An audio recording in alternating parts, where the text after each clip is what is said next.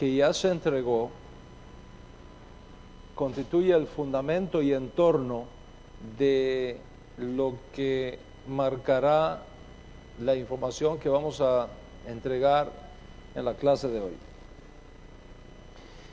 En la conferencia previa hablé de uno de los eventos proféticos más extraordinarios que está ocurriendo hoy en todo el mundo, y es el retorno a casa de una nueva generación de judíos que por siglos habían perdido su identidad en las naciones y ahora están regresando, confrontando al mismo tiempo y como parte de ese proceso una seria crisis psicológica, teológica, social, debido a los desafíos que el descubrimiento de la judaidad impone a nivel personal, familiar, social y religioso. Te hablé también del judaísmo bíblico como la única religión del mundo que puede demostrar científica e históricamente su origen divino. Recuerda que di tres evidencias. Primero, lo sucedió a Moisés. Segundo, la naturaleza de la revelación de la Torá en nuestro pueblo judío.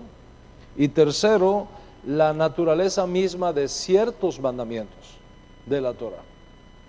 Y ahora tú sabes perfectamente que no hay religión en el mundo de las 15,000 religiones que existen en el mundo aproximadamente que puedan demostrar su origen divino, con la excepción del judaísmo bíblico.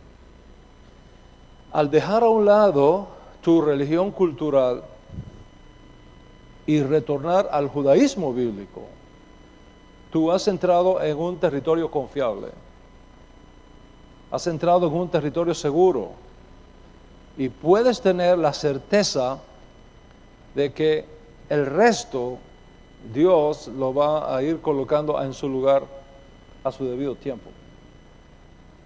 Así que no temas, sigue adelante en pos de la verdad, no importa dónde la verdad te lleve y no la cambies por nada. La verdad es una sola. Y su valor es tan grande que no podemos sacrificarla, ni siquiera por la amistad. En otras palabras, si algún día te ves en una posición donde tengas que elegir entre la verdad de la Torá y la amistad, no dudes en elegir la Torá. Eventualmente, si tú eliges la Torá, tus amigos que te dejan por la Torá, eventualmente la encontrarán también y vendrán a ti. Como está escrito, conviértanse ellos a ti, pero tú no te conviertas a ellos. Entonces, ten siempre presente y llévalo como un sello sobre tu mente y sobre tu corazón, que hay una sola Torá, que hay un solo y único Dios verdadero, el Dios de Abraham, Isaac, Jacob, el Dios de Israel. Esta es la primera cosa que aprendimos en la conferencia pasada. Sin embargo, te mostré que hay dos cosas más que debes de conocer bien. Y esas dos cosas que debes de conocer bien son precisamente el tema que vamos a estar tratando en la conferencia de hoy. ¿Cuáles son esas dos cosas que debes de conocer bien? Primero, que aunque el judaísmo dado por Dios a Israel por medio de Moshe es uno solo, con el paso del tiempo y debido a factores sociales, políticos y sobre todo a las condiciones de exilio que ha tenido que sufrir nuestro pueblo, se han creado diferentes interpretaciones de ese único judaísmo, y esas diferentes interpretaciones han creado diferentes formas de cómo aplicar el único judaísmo que existe a las nuevas circunstancias que el pueblo hebreo ha tenido que enfrentar en muchos siglos de su historia. En otras palabras, el judaísmo bíblico es uno solo, pero debido a las condiciones cambiantes del pueblo y a las circunstancias que nos han rodeado por largos periodos en nuestra historia nacional, hoy día existe más de una forma de interpretación de aquel único judaísmo. Eso es lo primero que tienes que conocer. Lo segundo, que cada uno de nosotros es responsable de elegir el tipo de judaísmo que quiere como expresión de su identidad judía. Cada uno es responsable. Esto significa que nadie te puede imponer qué tipo de judaísmo tú eliges para expresar tu nueva identidad.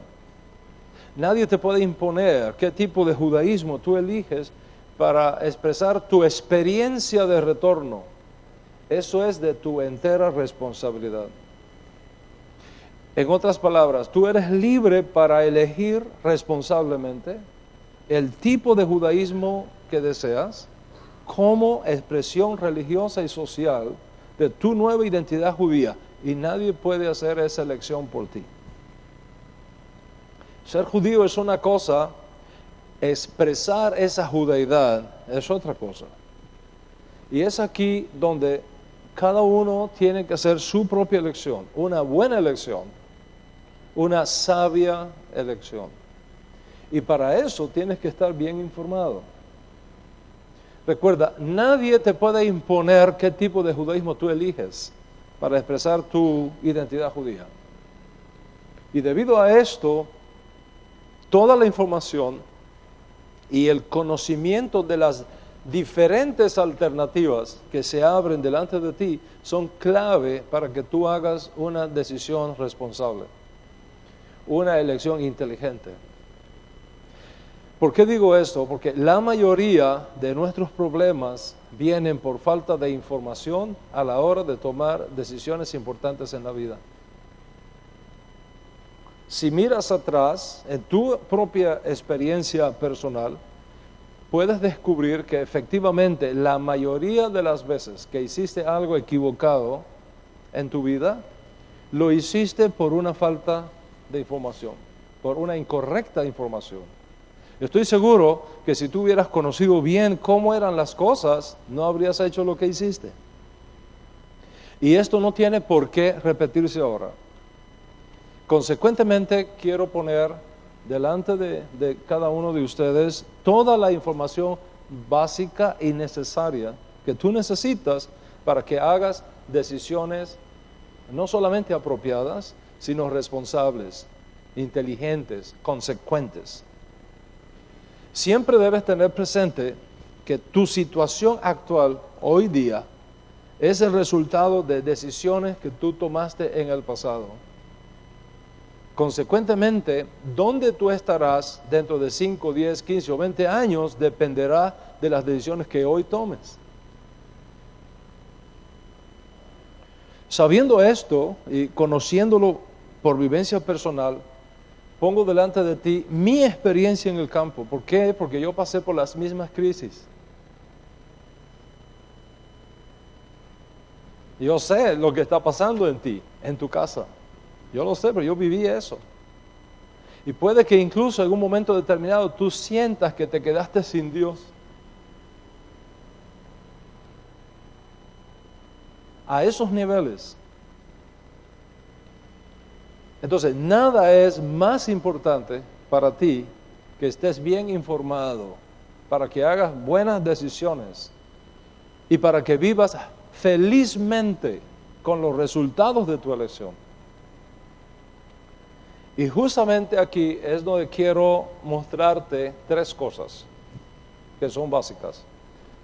Número 1, al momento que alguien te diga que tú no eres libre para elegir el tipo de judaísmo que tú deseas para ti y para tu familia, al momento que tienes que colocar una banderita roja de precaución. Segundo, al momento que alguien te diga que solamente su forma de judaísmo es auténtica y que las demás no sirven, al momento que tienes que poner otra banderita de alerta. Y al momento que elijas tu judaísmo y tu rabino, es decir, tu maestro, tu guía espiritual, deja entonces de andar curioseando otras expresiones de judaísmo, sé consecuente con tu elección y sé fiel a tu rabino. Sí, lo que quiero decirte es esto: cuídate de toda forma de chauvinismo religioso. Cuídate de mentalidades fascistas. Cuídate de monopolios espirituales que son exclusivistas, intolerantes y a la larga racistas, porque rechazan, odian e incluso persiguen a los que no piensan como ellos, o a los que no visten como ellos, o a los que no comen como ellos, o a los que no siguen exactamente sus creencias y sus postulados. El don más grande que Dios te ha dado es tu libertad de conciencia. Tu derecho a elegir el tipo de judaísmo que tú consideras es más apropiado para ti y que es más consecuente con tu fe. Y esa libertad para elegir la forma de judaísmo que adoptes para ti y para tu casa no solamente debe ser reconocida, debe ser también protegida. Y una vez que la adoptes, no caigas en el error de pensar que no hay espacio para los demás, o que tu judaísmo ahora es único y que todos los demás tienen que pensar ahora igual que tú, comer como tú, vestir como tú, y si no lo hacen, están excluidos. Rechaza con todas las fuerzas de tu alma caer en una mentalidad de túnel. La casa de Israel a donde tú has llegado es muy grande y todos tienen lugar en esta mies, todos tenemos lugar. Somos muchos, pero somos un solo cuerpo. Un solo pueblo, pero 12 tribus. Un solo judaísmo, pero muchas expresiones, muchas tradiciones. ¿Qué pensarías, por ejemplo, de una manzana que le dice a una naranja: por cuanto tú no eres manzana, no eres fruta?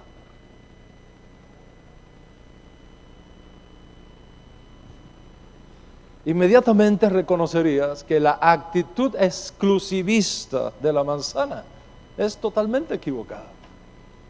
Dios creó el arco en las nubes con muchos colores y cada uno tiene su lugar y entre todos hacen una armonía extraordinaria. Procura caer en el error de ser elitista, exclusivista, de pensar que solo nosotros existimos en el mundo y que si los demás no creen como yo o no practican como yo, no son judíos. Aléjate tanto como puedas de esos grupos reaccionarios y fanáticos que te niegan el derecho a pensar y elegir libremente. Y mira que te lo he dicho, para que cuando te encuentres con ese tipo de mentalidad, ya estás advertido. Dice, eso ya a mí me lo dijeron. Y no seas arrastrado a un sistema de pensamiento que te prive tu libertad. Porque los mandamientos no vienen para esclavizarte, vienen para libertarte. Conoceréis la verdad y la verdad te libertará. Guardaré tus mandamientos y andaré en libertad. Entonces, a la hora de estudiar esto, tú debes tener un corazón donde quepa todo Israel. Profesar amor a cada miembro de nuestro pueblo Israel, los que están cercanos y los que están lejanos. Es un principio del cual nunca debemos apartarnos. Entonces, al momento de elegir el tipo de judaísmo que mejor consideres que expresa tu identidad judía, mientras más información tenga, muchísimo mejor. Y esto es precisamente lo que define el propósito de esta serie. Y para comprender mejor el tema de hoy, vamos a dividirlo en varias secciones. En primer lugar, quiero hablarte del único judaísmo que existe como elemento que no tiene alteración, el judaísmo sinaítico, el judaísmo bíblico, el judaísmo que nace precisamente en el contexto de Shavuot, que es la fiesta, la santa convocación que tenemos en unos días con nosotros.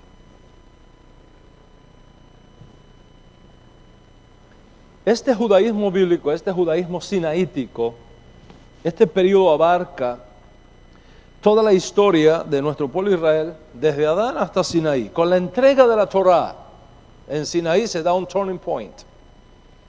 Con la entrega de la Torá en Sinaí en el año 2448, desde la creación de Adán, se establece oficialmente el judaísmo como la forma de vida que marca la correcta relación que el pueblo de Dios debe tener con Dios, la correcta relación que el pueblo de Dios debe tener con su prójimo y la correcta relación que debe tener el pueblo de Dios con la creación.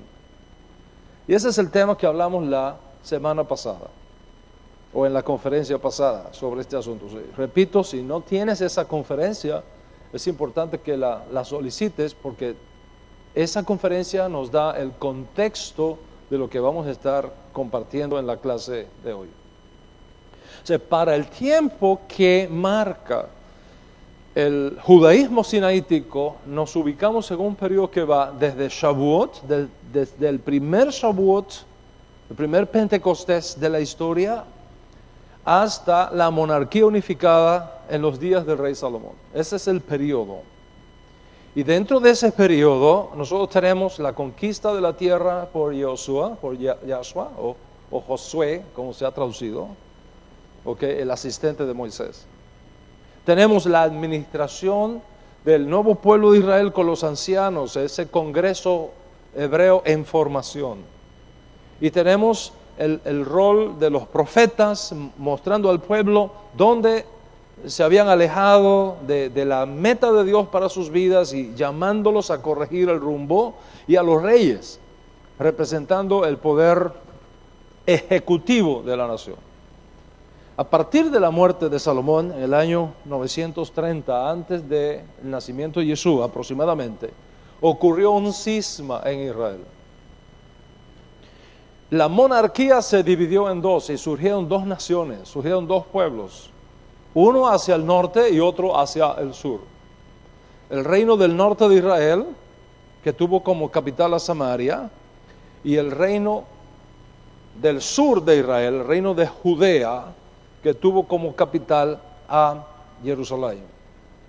Entonces teníamos una monarquía paralela, un solo templo, un solo judaísmo, pero dos monarquías paralelas. Y las cosas comienzan a complicarse cuando el reino del norte, es decir, el reino de Israel, prohíbe a sus ciudadanos subir a Jerusalén para santificar las fiestas y visitar el templo. Entonces comienzan a darse diferentes interpretaciones de la Torá en esas nuevas circunstancias, tanto en un lado como en el otro. Finalmente, en el año 723, aproximadamente antes del nacimiento de Yeshua, el reino de Israel, el reino del norte de Israel desapareció y fue llevado al exilio, un exilio que no ha terminado todavía. Es el primer exilio de Israel. Las famosas 10 tribus del norte de Israel que fueron llevadas al exilio. ¿Qué quedó entonces? El reino de Judá, el reino de Judea, de donde viene el gentilicio de judíos. Ese reino desapareció de la historia un tiempo después, en el año 586 aproximadamente, y fue llevado cautivo a Babilonia. Y estuvo allá cautivo en Babilonia 70 años, hasta el año 516, cuando resucita milagrosamente en los días de Esdras, en los días de Nehemías. Esdras estableció entonces una asamblea o un congreso de 120 jueces para administrar no la monarquía, porque nunca regresó la monarquía, Se reconstruyó el templo, pero no se restituyó la monarquía, sino el gobierno de Israel. Al mirar hacia atrás, hacia el judaísmo sinaítico, que se preservó entonces en Yehoshua, siervo de Moisés, que se continuó preservando en los ancianos, en los profetas, en los hombres de la gran asamblea, que administraron la vida de Israel por unos 200 años, hasta su disolución, cuando el imperio griego hace su aparición en el mundo y destruye todo aquello, y finalmente se da la guerra de los macabeos, aproximadamente en el año 168, 166, antes del nacimiento de Yeshua. Con el trabajo de los hombres de la gran asamblea primero, la victoria de los macabeos sobre los grecos sirios después, y el nacimiento de Israel, pero ahora rodeado de un nuevo imperio que nacía en el mundo, que era el imperio romano, comienzan a complicarse las cosas en Israel. Tanto es así que para el momento cuando ocurre el nacimiento de nuestro santo maestro Yeshua en Betlehem, aproximadamente en el año 4 antes de la era común, el judaísmo sinaítico monolítico que nos entregó Moisés y que había sido preservado por Yahshua, por los ancianos, por los profetas, por los hombres de la gran asamblea, se encontraba ahora sujeto a diferentes interpretaciones que formaron diferentes escuelas de pensamiento alrededor de una sola y única Torá y alrededor del solo y único judaísmo que nos entregó Moisés. Y es por eso que nos encontramos con los fariseos, nos encontramos con los saduceos, nos encontramos con los zelotes, nos encontramos con los herodianos, los helenistas, los asmoneos, los sicarios, los esenios, los samaritanos y otros grupos más. Grandes disputas filosóficas fueron dándose entre cada uno de estos grupos, cada uno defendiendo lo que ellos consideraban era la mejor interpretación del único judaísmo que existe. Como ves, el judaísmo es único cuando lo recibimos, pero ya para los días de Yeshua no era un pensamiento monolítico, sino multifacético, con muchas escuelas de pensamiento, diferentes interpretaciones de la Torá, diferentes prácticas, diferentes costumbres. Ese fue el mundo que vivió Yeshua. A la hora de tú estudiar a Yeshua tienes que tener mucho cuidado y verlo dentro de ese contexto, porque no todo lo que nosotros encontramos como debates y encuentros, etcétera, entre Yeshua y aquel mundo refleja un encuentro con el único judaísmo que existe. Yeshua no tuvo problemas con el único judaísmo que existe. Yeshua tuvo problemas con diferentes interpretaciones que se daban en el mundo multifacético de diferentes escuelas de pensamiento que había en aquellos días. Con la destrucción del Estado de Israel y de Jerusalén, con la destrucción del templo en el año 70, la mayoría de todas aquellas escuelas de pensamiento judía que causaron un gran despertar intelectual en todo el país fueron silenciadas. Miles de judíos fueron masacrados. Léase la guerra de los judíos de Josefo, está en español también, para que ustedes puedan captar la profundidad del desastre nacional que representó la pérdida de Jerusalén y la pérdida del templo en el año 70. Decenas de miles de judíos masacrados, decenas de miles de judíos enviados al exilio por todo el imperio romano que dominaba el mundo en aquella época. Una minoría judía logró quedar en Israel, pero bajo condiciones sociales y políticas muy difíciles, con los romanos persiguiéndolos. Todo el que fuera sorprendido de sospechoso de intentar el resurgimiento del Estado judío era condenado a muerte. La inmensa mayoría, no obstante, del pueblo judío o fue muerto o fue llevado al exilio. Los que quedaron en Israel se dieron a la tarea de reinterpretar la Torá, y esto es un punto muy importante, reinterpretar la Torá con toda la riqueza de información adicional que tenían ahora de los profetas y de los hombres de la gran asamblea.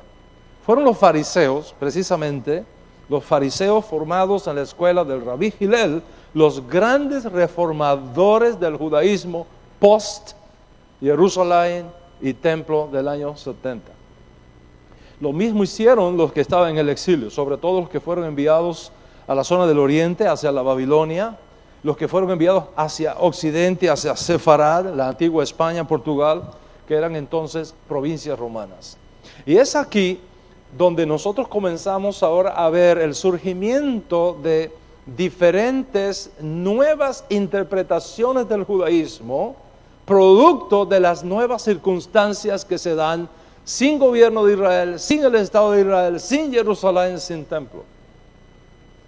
En Tiberias, por ejemplo, una ciudad que está al norte de Israel, los rabinos escondidos que están allí lo transformaron en el centro cultural judío más importante después del desastre del año 70. Y los judíos que se fueron a Babilonia, allá desarrollaron una escuela de reinterpretación de la Torá sin Jerusalén y sin el templo. Y estos dos puntos cardinales, Tiberias por un lado, Babilonia por el otro, crearon el balance del auge intelectual judío de la época. Los maestros judíos en la Babilonia del este comenzaron a realizar un enorme trabajo intelectual de cómo debemos interpretar la Torá y aplicar al pueblo ahora que no tenemos a Jerusalén, ahora que no tenemos el templo, ahora que no tenemos sacrificios. Y lo mismo hicieron los judíos de Tiberia. Y lo mismo hicieron en menor medida los judíos occidentales esparcidos en la antigua Sardis o Sefarad. Luego vinieron otras revueltas judías contra Roma en un intento de ganar la soberanía nacional, de establecer un nuevo Estado judío, pero aquellos brotes fueron ahogados en sangre y el resultado fue que desapareció por completo todo bastión de esperanza, de reconstrucción nacional en los días del gran rabino Akiva y del gran líder militar Bar Kosiba. Estamos hablando aproximadamente del año 132 al 134 de la era común. El resultado de esto es que se formaron varias escuelas de pensamiento en el exilio. Y finalmente, para hacerte la historia corta, se crearon tres corrientes del judaísmo único que recibimos en Sinaí.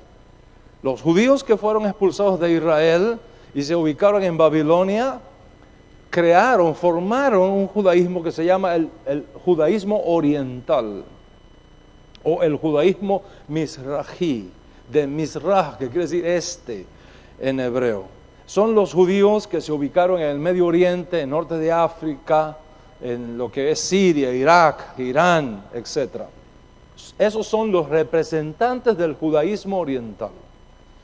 Los judíos que fueron expulsados de Israel y que eventualmente fueron a parar a la antigua España, la antiguo Portugal, que se llamaba Sefarad, produjo el judaísmo occidental o el judaísmo sefardí, producto del nombre Sefarad.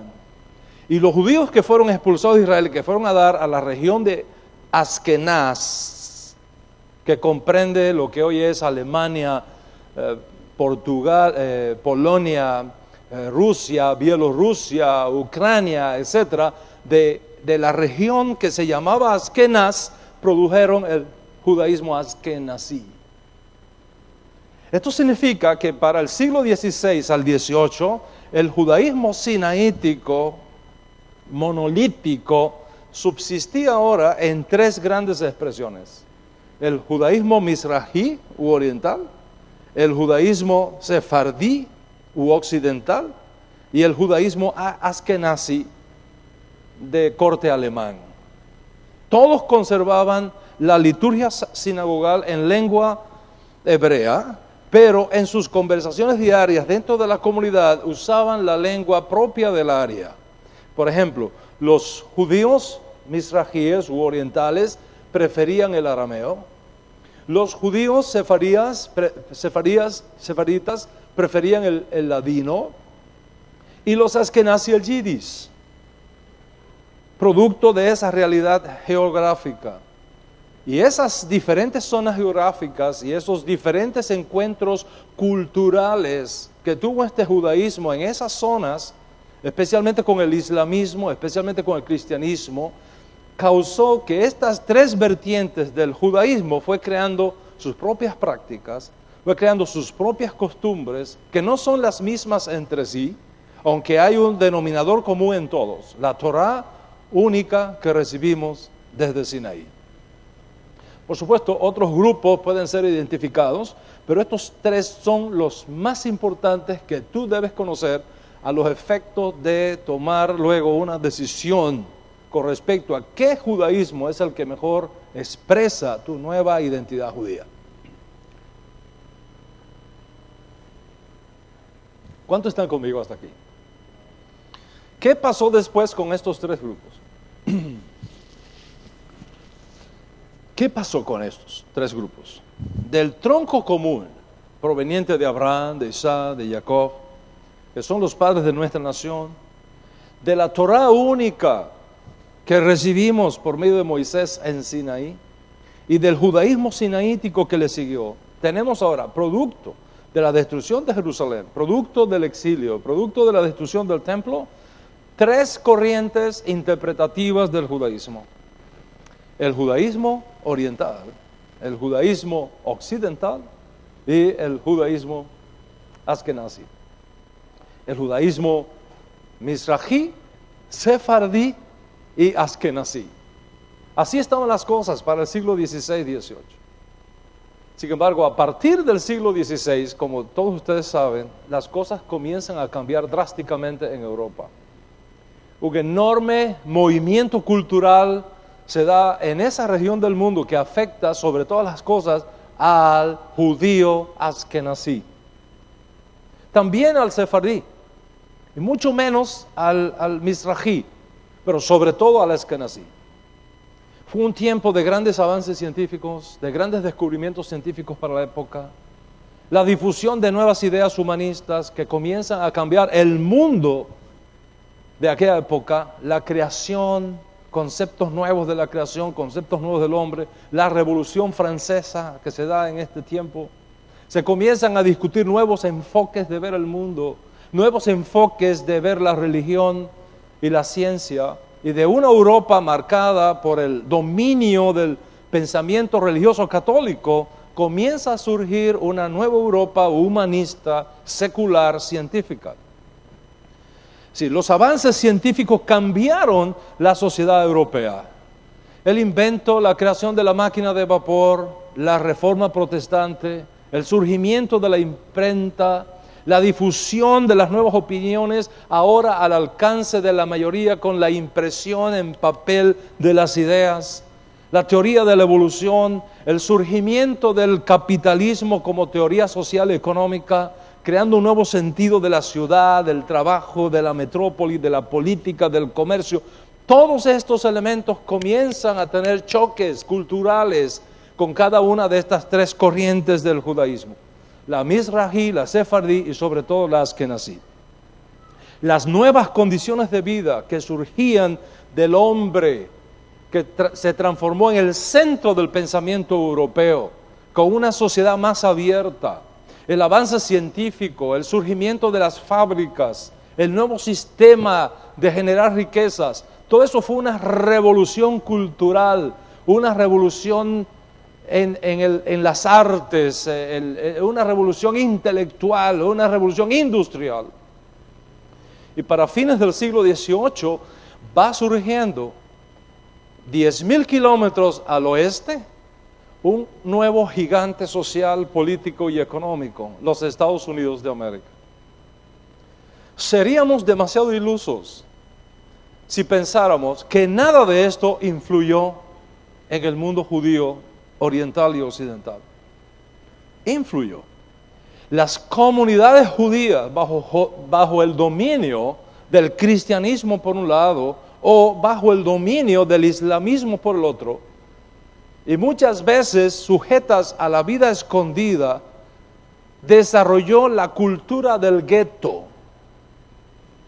Y esa cultura del gueto fue impactada por este despertar cultural, social y científico.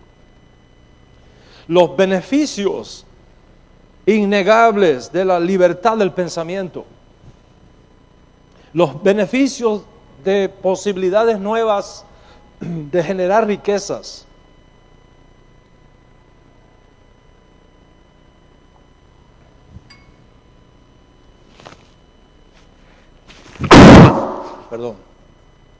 Los beneficios de participar. Cuando ustedes vean que yo voy a estornudar, quítenle el volumen para cuidar los oídos de toda esta gente aquí. Por favor. Primera regla de los técnicos: tengan el ojo donde está la acción. Ustedes vean que voy a estornudar, bajen el volumen. ¿Cuántos están conmigo hasta aquí? Se despertó todo el mundo, ¿eh? Estaba diciendo los beneficios de la libertad del pensamiento, los beneficios de generar riqueza, los beneficios de participar, de los avances científicos, de los avances sociales, de los avances políticos. Impactó la comunidad judía a un punto que se presentaron delante de ellos dos alternativas. Primera alternativa: seguir aislados y escondidos de la sociedad. Segunda alternativa: abandonar el aislamiento social, abandonar el aislamiento intelectual y participar de lo que era inevitable en aquella región. Y de pronto, muchas comunidades judías dispersas por toda Europa y que habían vivido bajo rechazo, sin aceptación, vieron la posibilidad de abrirse a los cambios y comenzar no solamente a recibir los beneficios de aquellos hechos, sino a formar parte activa de esos hechos. Y comienzan a darse entonces dos tendencias. Primera tendencia, la tendencia de una parte de la comunidad judía que había aceptado la cultura del rechazo, que había aceptado la cultura del gueto como un juicio del cielo por los pecados cometidos por sus padres, y que la solución sería no participar en aquellos movimientos sociales y técnicos, sino más bien buscar el arrepentimiento hacia Dios y seguir llevando hasta que el cielo quisiera el peso del exilio sobre sus hombros en una actitud de ascetismo social, de comunidad cerrada al mundo. Esa fue una reacción.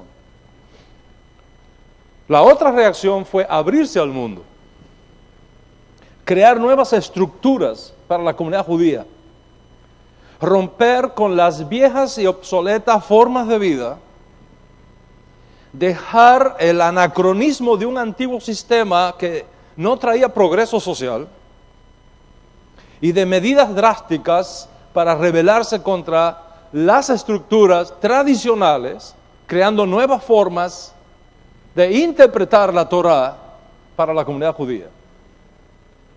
Y estas dos tendencias se repelían entre sí, eran opuestas, y comenzaron a tener choques la una con la otra. Esta segunda tendencia provocó que muchos judíos comenzaran a salir del sistema rabínico tradicional y comenzaran a tener una más eficiente relación con el pensamiento industrialista, con el pensamiento científico que estaba llenando Europa en aquellos días. La clase media judía previó que estos nuevos vientos de Europa le estaban dando a ellos la oportunidad de reeducar el pensamiento judío, asignado a los guetos, y considerar nuevas avenidas de desarrollo social sin abandonar necesariamente los grandes valores de la fe milenaria judía. Y esta tendencia comenzó a causar encuentros entre la comunidad judía, que rechazaba el renacimiento por un lado, y otra comunidad, otra parte de la comunidad que veía en aquellos cambios una oportunidad para integrarse al mundo sin perder su esencialidad judía. La primera tendencia comienza a criticar la segunda tendencia, y la segunda tendencia a criticar la primera tendencia, diciendo que solamente con un judaísmo educado podría el judaísmo sobrevivir mucho mejor que con una mentalidad anacrónica y retrógrada.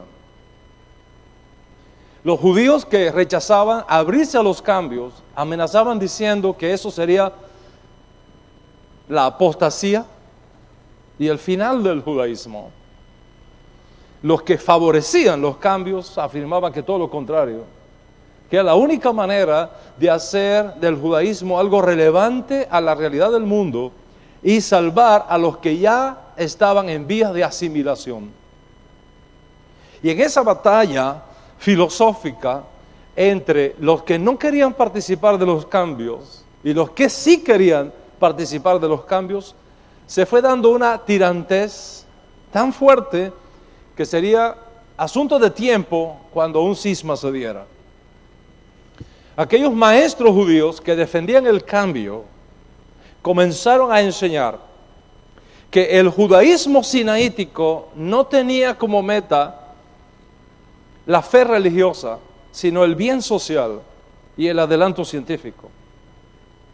Comenzaron a enseñar que la fe judía no estaba en contra de la razón y que por tanto debía darse la liberación de la razón para establecer organizaciones diferentes a la sinagoga que permitiera al pensamiento judío no solamente participar, sino incluso triunfar en el campo del arte, de la ciencia y de la técnica como aporte al mundo. Los que rechazaban cualquier diálogo con aquellos nuevos vientos pensaban diferente, que la salvación de la comunidad judía estaba en mantenerse aislado del mundo, porque esto sería el secreto para triunfar contra la asimilación y la apostasía. Los que se abrían al cambio enseñaban que mientras por un lado se debían conservar los valores intrínsecos e incambiables del judaísmo, por el otro, el judío debe de participar activamente en la sociedad y aportar lo mucho que pudieran en ese proceso, con beneficios sociales, con beneficios políticos, con beneficios económicos que estaban ahora disponibles en la mesa.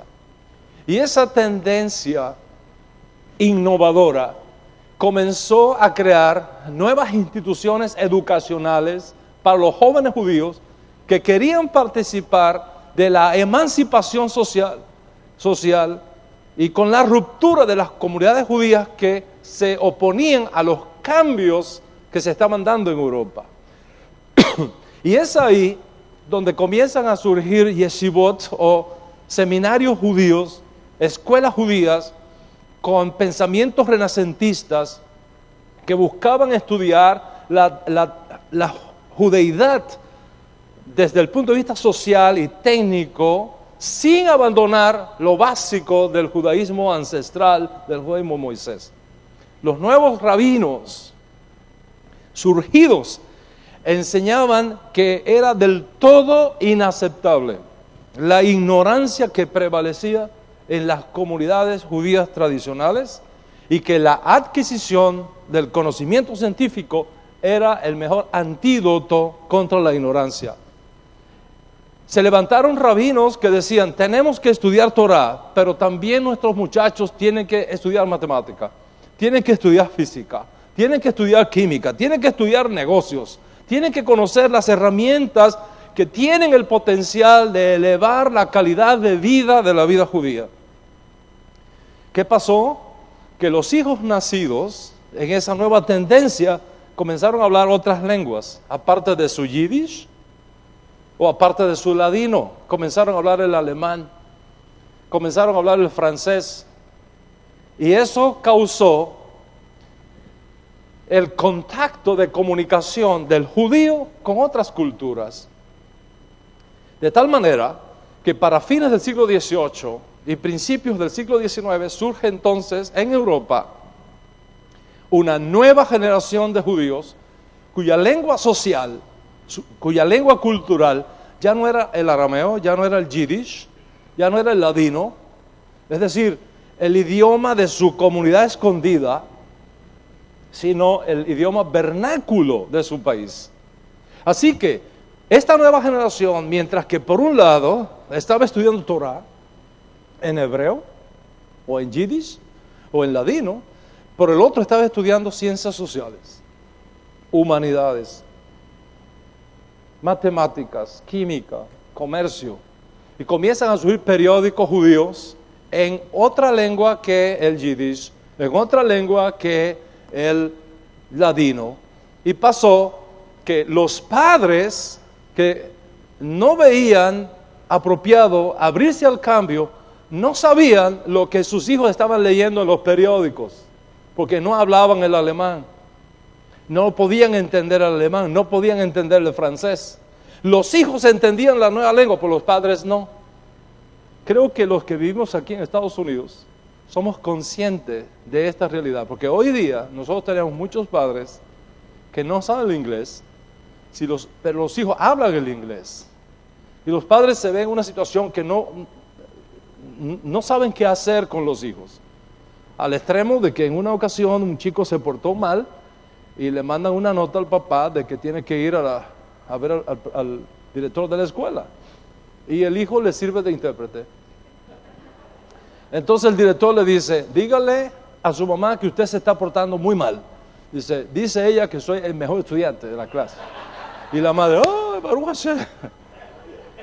Cuenta la situación que se estaba dando. Entonces, los muchachos, se crea una nueva generación, produjo un nuevo judío. Europa produjo un nuevo judío. El judío que tenía la razón como su primera fuente de interpretación de los hechos del mundo. Y la Torá solamente como un eslabón para mantener los grandes valores éticos y religiosos que no podían ser cambiados en sus vidas.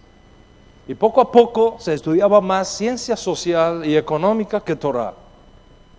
Y eventualmente se transformó en una nueva forma radical del judaísmo. Y es para ese tiempo que surge un rabino que yo considero es el padre intelectual de todo este movimiento, que es el rabí Abraham Geiger. Una luminaria que enfatizó la importancia no solamente de reformar la fe judía, sino la interpretación judía que se había dado hasta ese día.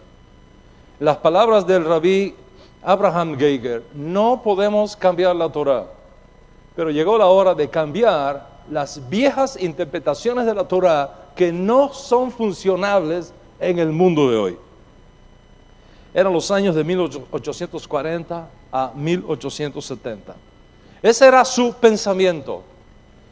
Esto es lo que decía el rabí Geiger. Si los judíos vamos a difundir el monoteísmo de la Torá en el mundo, no podemos hacerlo escondido en los guetos. Tenemos que abrirnos al mundo. Tenemos que dar a conocer los valores éticos de la Torá e incluso aquellos judíos que están asimilados en el cristianismo, facilitarles que regresen a la fe judía.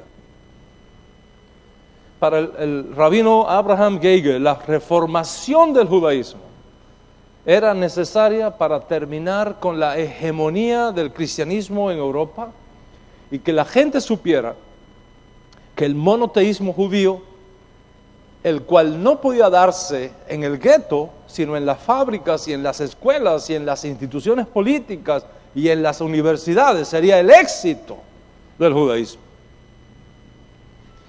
¿Dónde encontró el rabí Geiger inspiración para su propuesta, para su teoría de reformación del judaísmo? La encontró en los fariseos de la época de Yeshua. En los fariseos de la época de Yeshua. Al encontrar lo que hicieron los fariseos en los días de Yeshua, él se dio cuenta de que no solamente no se puede entender a Yeshua fuera del judaísmo, sino que es necesario hacer lo que los fariseos de los días de Yeshua se atrevieron a hacer. ¿Qué fue lo que se atrevieron a hacer los fariseos en el día de Yeshua? Eso es exactamente lo que vamos a tratar en nuestra próxima conferencia. Y espero que usted no podrá perdérsela por nada. En resumen, ¿qué es lo que estoy tratando de decir? Lo que estoy tratando de decir es que a la hora de acercarte al judaísmo, tienes que entender que no hay una sola forma única de judaísmo, que hay diferentes alternativas, que hay diferentes tradiciones, que hay diferentes escuelas. Y al final, yo te voy a decir por qué mi elección del judaísmo netzarita fue realizada. Porque yo pasé por todo esto. Yo estudié todo esto. No lo estudié del internet. Lo estudié porque pasé por la escuela, porque me senté con los rabinos, porque me fui a la yeshiva a estudiar a los pies de los rabinos. Porque yo quería elegir para mí el judaísmo que mejor representara la fe auténtica judía que me viene de Moshe, que me viene de los profetas. Pero esa decisión, cada uno de nosotros tiene que hacerla. Yo tengo que ser suficientemente transparente contigo para que tú veas todo este abanico que tenemos delante.